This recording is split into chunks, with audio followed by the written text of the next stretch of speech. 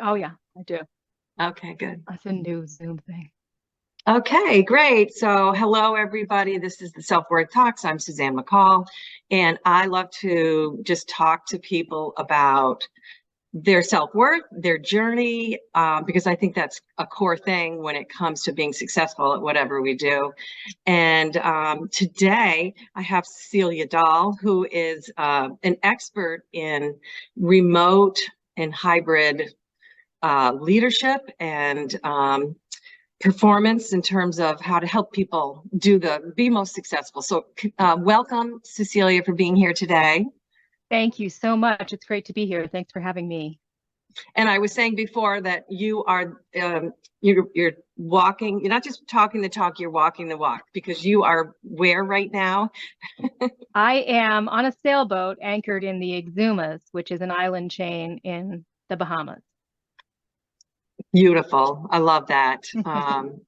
Yeah, we don't all want to do that, but that sounds amazing to me. Yeah, it has So its ups and downs.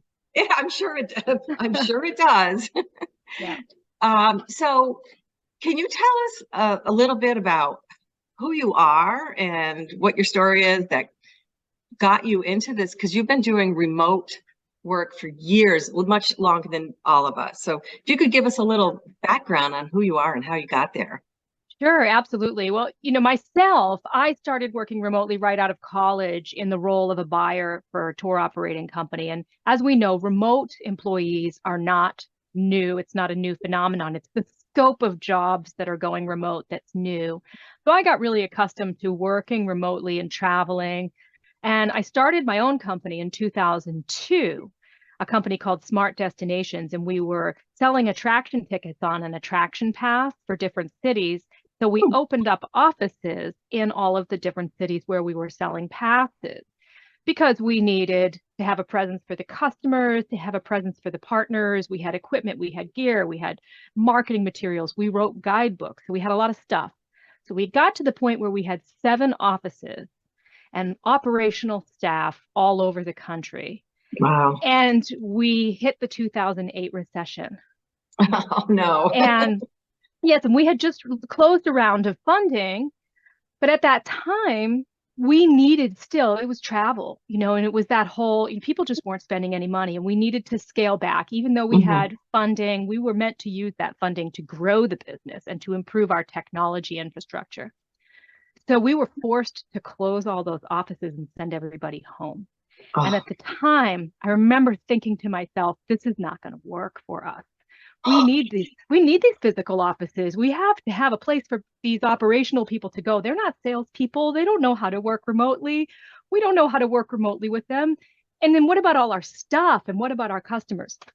But I was left without a choice and I Mhm. had to send people home because we had to close those offices. So that might sound familiar to some people, being left without a choice and having to send people to work from home.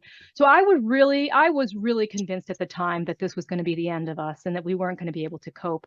The reality of what happened was that we became so much more efficient and so much more effective.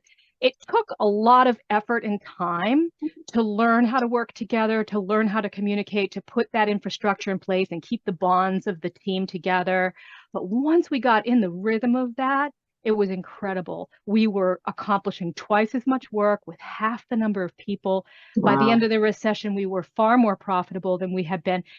What was going to be the worst thing that ever happened to us turned out to be the best thing that ever happened to us. So that's Wow. how I got to be working with remote teams. And when I started to see the struggle through the pandemic, I realized that this is something I think I can help people with. And that's when I started to work with speaking about remote leadership and working with companies and helping people with remote leadership. Yeah. Wow. What a story. It's just so amazing how sometimes we can't vision things a different way.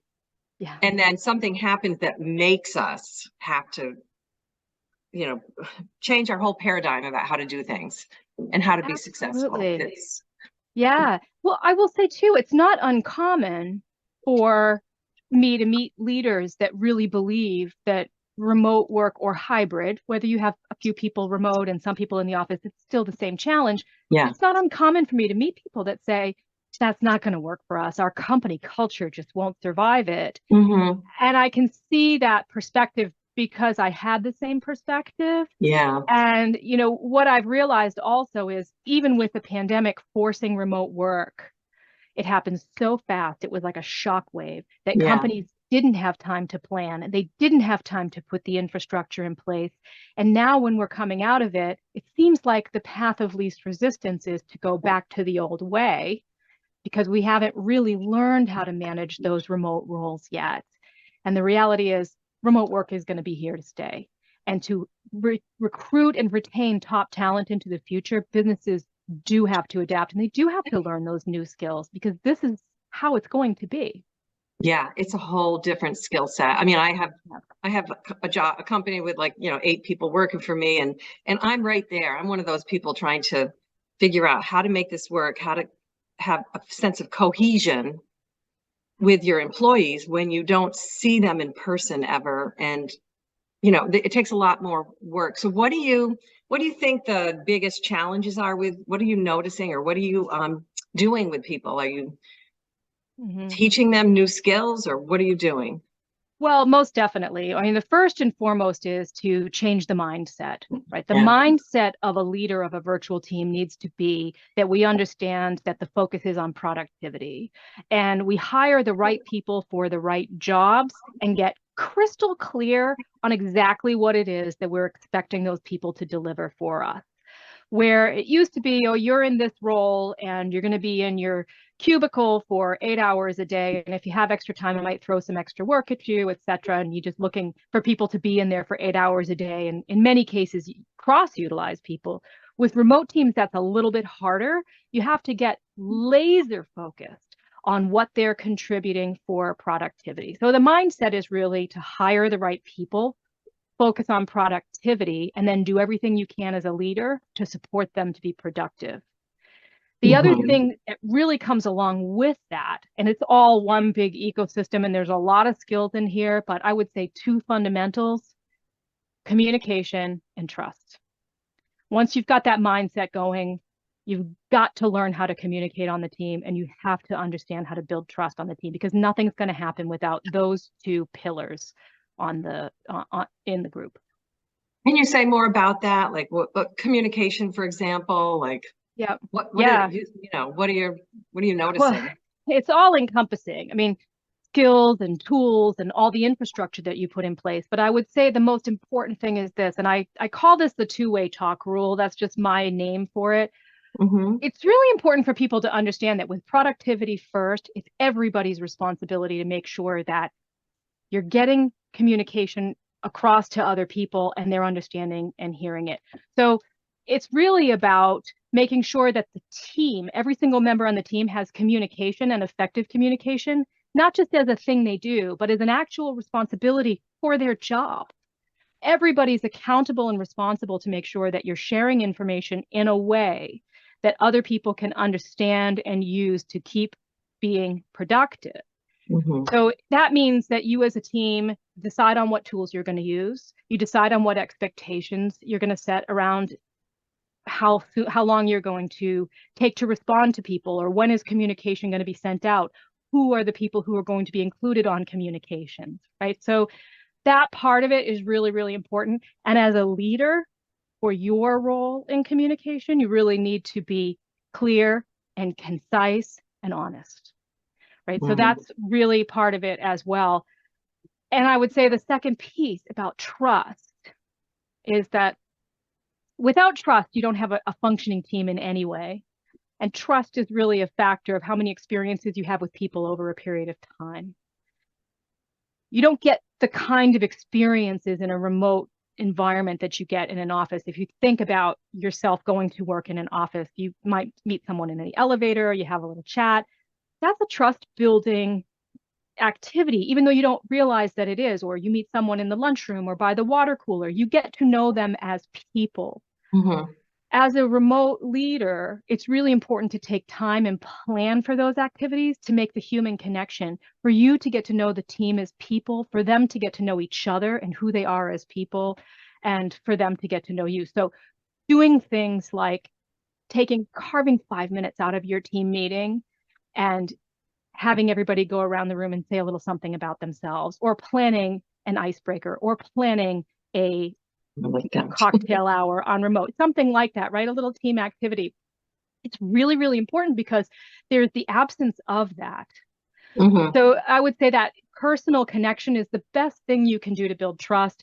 Other things really are to lead by example, being reliable and being accountable, right? And being honest, and creating a culture where that's okay for everybody, that you're setting the example of being reliable and accountable, and giving people the opportunity to air their grievances or share their concerns. It's a safe environment for people to communicate and talk about and work through things together. That's important for trust building as well. This is also interesting because I talked and teach people about imposter syndrome. And it seems like with this whole new shift in terms of the expectations of being more open and sharing who you are more, people seem to have like more imposter syndrome. Like, I can't be the leader and let people know, that I have a lot of stress, like, time management problems at home or whatever, it's, Yeah. but letting people, modeling for people that you don't have to be perfect, you can have a lot going on in your life and still be there for them is, I think, the secret. I don't know. Well, I would say that, I mean, I'm not suggesting that every single leader air all of their personal insecurities and that kind of thing, but I can see how that can be helpful. They need to know that you're human.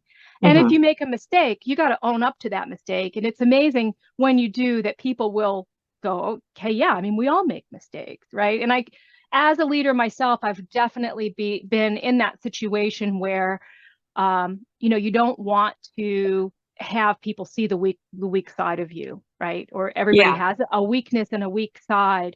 And I do think that's something that can be overcome. And I don't think I'm saying to expose that you have fears. I'm more saying just be honest with the group about what's going on with the business, about how are we tracking, be dependable, show up for the meetings. If you make a mistake, own it. Okay, I made a mistake, I'm going to fix it. Don't try to cover it up. Or even worse, what I see some leaders do, blame other people for it. That's the worst thing you can do. And one other thing that I think I want to say with regard to trust and communication is, when you don't have openness and you don't have the communication, if I were to send an email to you, Suzanne, asking you say we worked on a team together, asking you what the status of a specific project was, and you were busy and you didn't answer me for 3 days.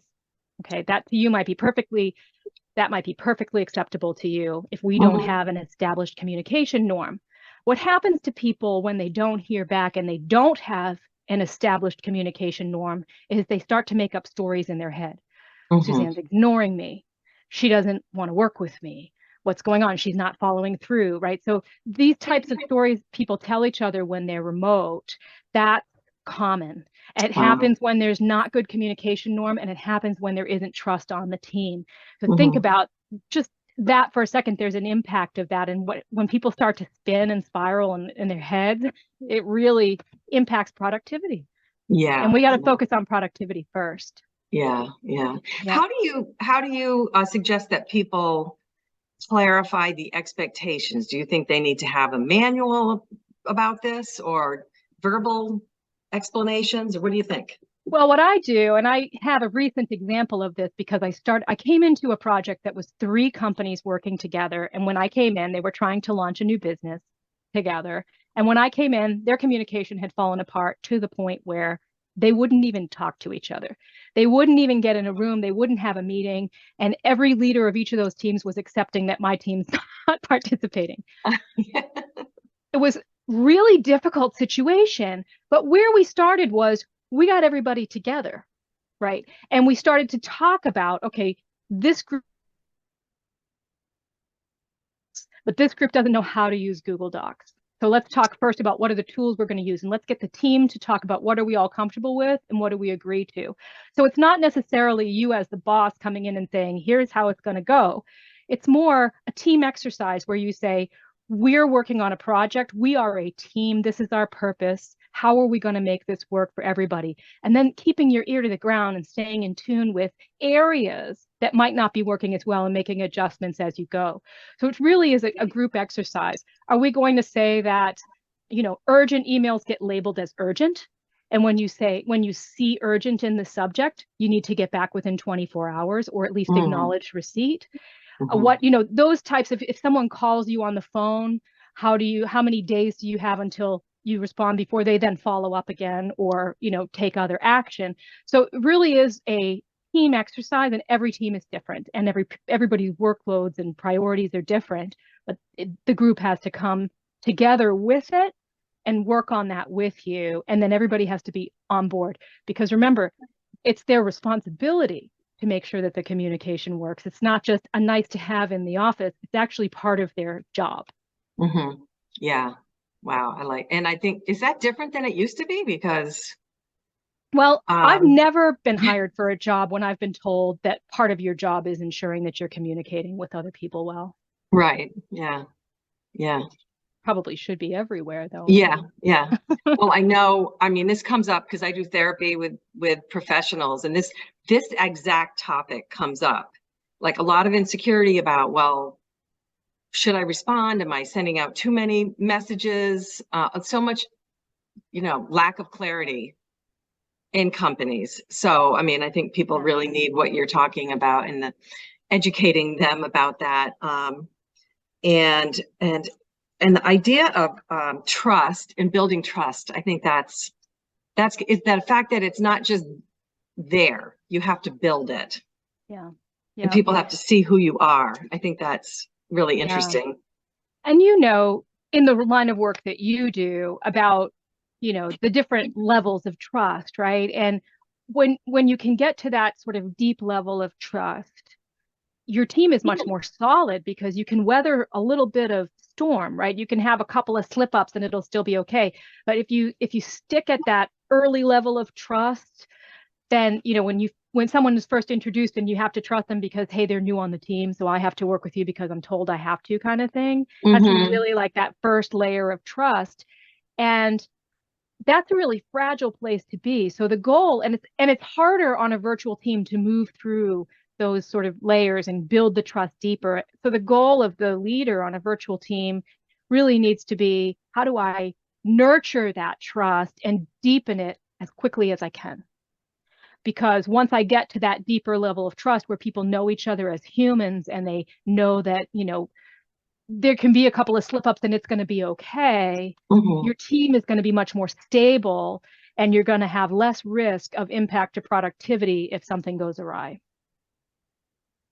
Do you find that there's any difference between men and women in terms of how they embrace these skills? Well, concepts. I can say as a general statement, I would say I in general no, but certainly there have been individuals on both sides that I've seen embracing it different. A lot of it comes down to personality type, So and a person's history, who they are as a person, what they learned about trusting people. That's where, that's when they end up coming to me, because, they're having a hard time with what the expectations are. And we have to, dive deep a little bit more into that. Yeah. So they can separate that out. There's a lot of that out there. There's a lot.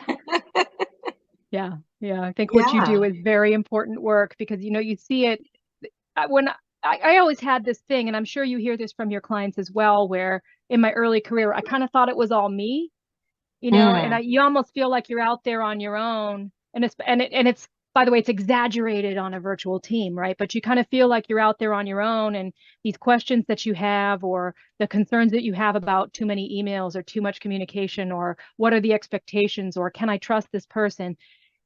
What I guess I've realized coming through it, working with other teams, is everybody has those same concerns. Mm. It's not isolated to a single individual. And when everybody realizes that everybody has those same concerns, you can perhaps at least try to start to communicate around them and build structure around them so that everybody's feeling a little bit more concrete. It really does. You kind of feel like you're in outer space a little bit when you're on a remote team if you don't have those connections and you don't have that infrastructure around communication. And that's when things can really spiral, and when people really need you the most. Yeah, that's really interesting. What you were saying was about taking things personally. Oh, a lot of times people get, it's a real skill, the communication without getting emotional, I think. What do you notice with that? Yeah, well, that I would say that there is a real challenge there for a lot of people because a Yeah. lot of people feel very passionate about their work, and sometimes there can be misunderstandings in the way we communicate. And I would say that the more you can open communication up to situations like this, where you can see people on video, perhaps, or have dialogue instead of throwing emails back and forth, I see a Mm. lot more heightened, I guess I would say, conflict that comes out of email than Zoom calls. Oh, I that's don't really see interesting. don't see a lot of them coming out of Zoom calls. And if there is heightened conflict on a Zoom call, it's probably because there's a string of emails somewhere that led to that. And I think Yeah. that's a pitfall to kind of watch out for. The more you can get people on camera and in front of each other and seeing each other, uh, you know, body language and facial expressions. That's also, by the way, very good for trust building because you get to see people and get to know them a little bit more. And yeah, I mean, very few people have the intention of their emails to come across exactly the way someone else receives them. When you send an email, it's kind of up to the other person how they're going to interpret that Mm-hmm. because you don't have the Interesting. tone, you can't add body language, and there's a lot of conflict there. So I would say email is sort of my least favorite. And then don't even go with texting, but um, um, so you recommend having camera on when it comes Oh, yeah. to remote work? I absolutely recommend having camera on when it comes to remote work. Now, when I had my team go remote, we didn't have Zoom. It wasn't really a thing. There was WebEx, but it was kind of nobody used cameras. It wasn't really until the pandemic that people started to normalize the use of cameras. And I had been building a business at the time with a team of remote data scientists in London, and I had clients all over the world. And I was the only person up until the pandemic who had my camera on every call. My clients, Wow. my business partners. Once we had the pandemic and everybody started to put their cameras on, I can tell you it was a tangible improvement in our communication, in our relationships, in just the way we work together. Everything got easier, everything got more connected. And I just know from that experience alone how valuable it is to make sure people have their cameras on when they're on a meeting, if it's at all possible. Yeah, that's interesting. And do you think that people should be trying to get people together in person also, or is it not that important? It's very important if you can afford to do it. If Yeah. you can afford to do it, it doesn't have to be once a month or once a quarter, but if you can do it once a year at least, the impact that that has. When we had Smart Destinations and we were a startup before we raised much money, we had a kind of some dispersed teams, mostly in the sales roles that were normally remote. And they were all over the country. And we decided we were going to spend, I think at the time it was like $15,000, which was an incredible amount of money to us, to bring Yeah. them in to Uh-huh. meet the team in Boston. And we argued as a management team because we couldn't afford it. We kept saying, we can't afford to do it. We can't afford to do it. We Hmm. ended up doing it. And at the end of that meeting, every single person on the senior management team said, we can't afford not to do this because Wow. that's the kind of impact it had on those relationships. Now, I remember at the time that was just the salespeople meeting the home office people, and there had already been friction a little bit between them, and it just cemented relationships. People got to know each other when you have a face. There is something about in-person meetings. I recommend once a year at least if you can afford Hmm. it, Hmm. and maybe maybe you can't not, maybe you have to, you know, like we Maybe you said, can't we afford can't not afford to not do to it. do it, right? Can't afford not to do it. That was the lesson we learned. That was a big one. And we did it every year after that. Once a Wow. year, we brought Yeah. everybody in. Sounds like doing something big. And I feel like even doing something big like that once a year might be even more fun too for the people coming than doing it like, scraping together a little bit of money to do it monthly or something. Yeah, we had a lot of fun. We rented huge sort of houses. We weren't a huge team, but like I think we rented a mansion in Manchester by the Sea at one point. Everybody had a room and we did, cooking classes and we had meetings in the living room and it was a little more casual. It was a lot of bonding time more so than meeting time. And that was the Mm-hmm. priority. And it Yeah. was so valuable for the team. Oh, that's so cool. You're giving me great ideas. Um, we could talk. You're going to have to come back and do this again with me Okay, because this sure. is so interesting and it's just so relevant to everything we're going through right now. Wow. Thank And you. you've Yeah. had the years of experience of going through it and have all the tools and you have a book all about this, right? I do. It's called Unlocking the Secrets of Remote Leadership, and it's on Amazon. And Mm-hmm. yeah, it's available now on Right. paperback, but digital Yeah. download is coming. Mm-hmm. Okay, great. And you do talks for people? What do you do? I What do you like to do. do? Okay, well, I love to talk in general about leading remote teams. And even when I have to share the stories of my own experiences, which are sometimes cringe or those lessons can be passed forward because like you said, I do have the experience, and not all of it is great. A lot of it's mistakes that I had to learn my way around. So I do Mm-hmm. have a keynote talk, and I also have two workshops that I have. I have one called Bridging the Gap, which is just all about building and setting up the infrastructure and getting yourself set up to have a successful experience with remote teams. And the Mm-hmm. second workshop is called Thrive, and that's really all about building trust and resilience on virtual teams. Oh my God, they sound so good. Well, we're going to have all the links for people to find you in the notes. And, I hope people reach out to you because it sounds like you would be so helpful and valuable to their teams and to the development. So Thank thank you. you. Thank Oh, you, do you Susan.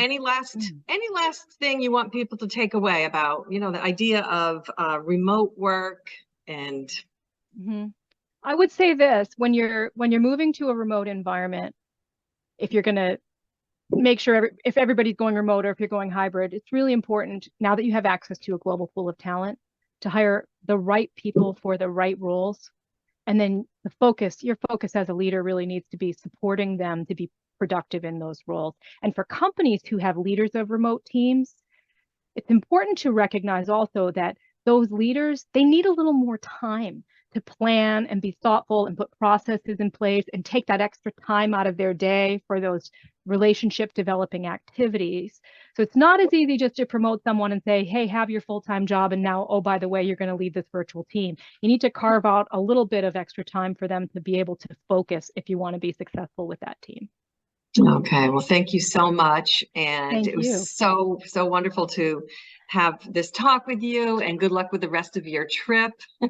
Hope Thank it's you. smooth Thank you. sailing. Thank you very much. It was a pleasure and an honor to be a guest on your podcast. Thanks, Suzanne. All right, bye-bye.